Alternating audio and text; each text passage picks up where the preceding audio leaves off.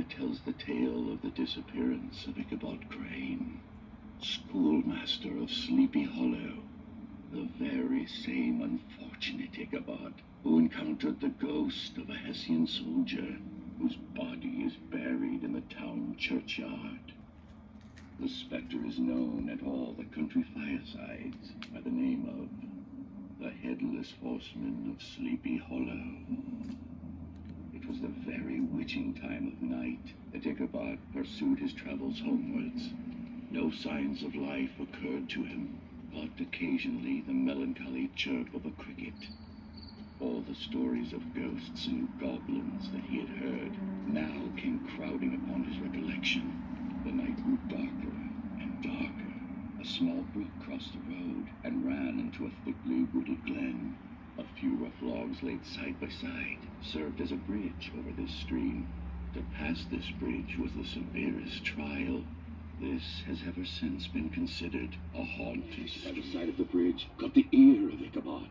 In the dark shadows of the grove, he beheld something huge, misshapen and towering. It stirred not, it seemed gathered up in gloom. The hair of Ichabod rose upon his head with terror. What was to be done? To turn and fly, 'twas now too late. And besides, what chance was there of escaping ghost or goblin? If such it was, then the shadowy object of alarm put itself in motion. With a scramble and a bound, stood at once in the middle of the road. He appeared to be a horseman of large dimensions, and mounted on a black horse of powerful frame. Ichabod quickened his steed in hopes of leaving him behind. The stranger, however, quickened his horse to an equal pace. Ichabod pulled up and fell into a walk, thinking to lag behind. The other did the same. On mounting a rising ground, which brought the figure of his fellow traveler in relief against the sky, Ichabod was horror-struck on perceiving that he was headless.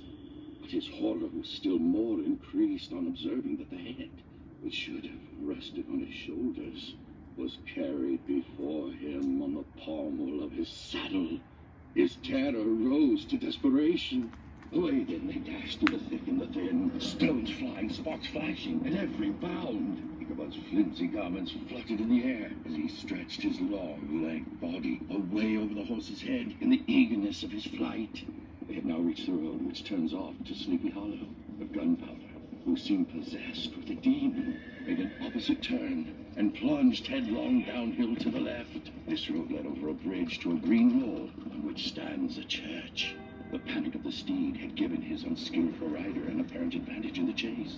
An opening in the trees now cheered him with the hopes that the church bridge was at hand. For once he crossed that very bridge, the ghost's power would surely end. Just then, he heard the black steed panting and blowing close behind him. He even fancied that he felt its hot breath.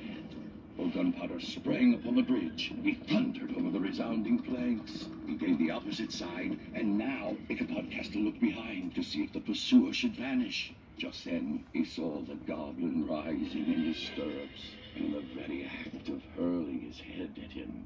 Ichabod endeavored to dodge the horrible missile, but too late. It encountered his cranium with a tremendous crash. He was tumbled headlong into the dust, and Gunpowder, the black steed, and the goblin rider passed by like a whirlwind.